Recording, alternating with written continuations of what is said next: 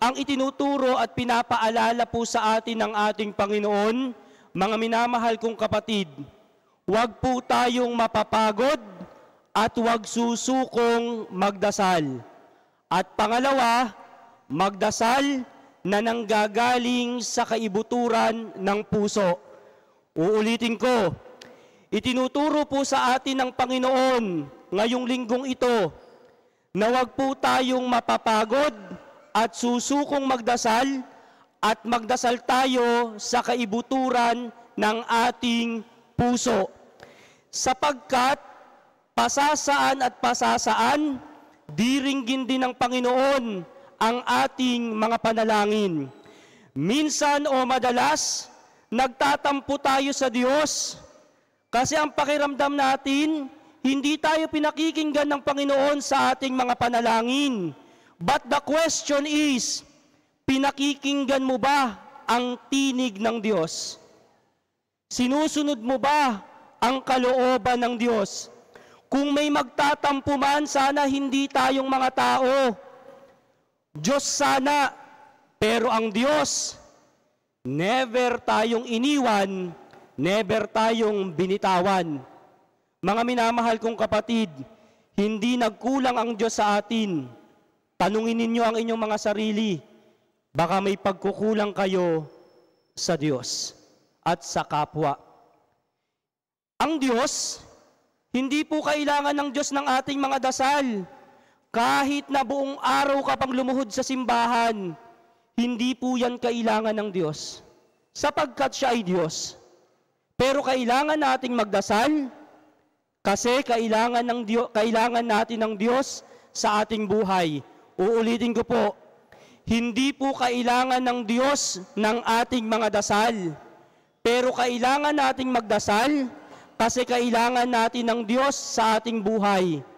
Kahit na anong titulo mo sa buhay, kahit na ikaw ang pinakamayaman sa Pilipinas o sa buong mundo, ang pera mo, ang titulo mo, hindi kayang dugtungan ang buhay mo. Tanging Diyos lang ang makakatulong sa iyo. Kaya nga sabi ng mahal na Birhen sa Lasalet, manalangin kayo ng walang humpay. Please, sisters and brothers, huwag po tayong mapapagod, huwag tayong susukong magdasal. Ang pakiramdam natin, bakit kaya hindi agad binibigay ng Diyos sa atin? Alam po ninyo kung bakit?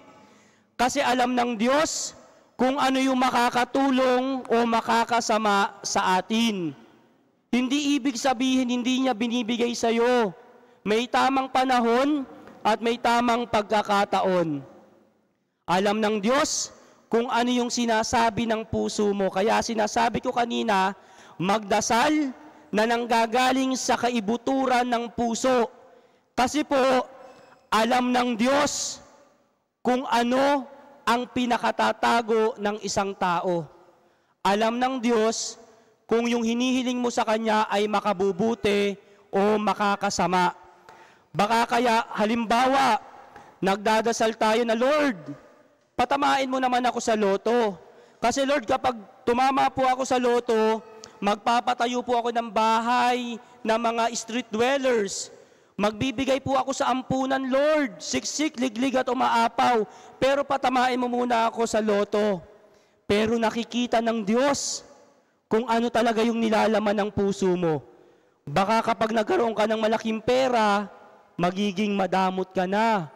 Hindi mo nakakilala yung kapitbahay mo. Hindi na bumababa ang leeg mo. Alam ng Diyos kung makabubuti o makakasama sa atin.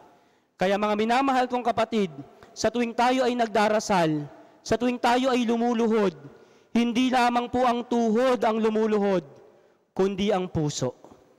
Iluhod ang puso, isuko ang sarili sa Diyos, tsak, pagkakalooban tayo ng biyaya, siksik, liglig at umaapaw, at maging biyaya tayo sa iba.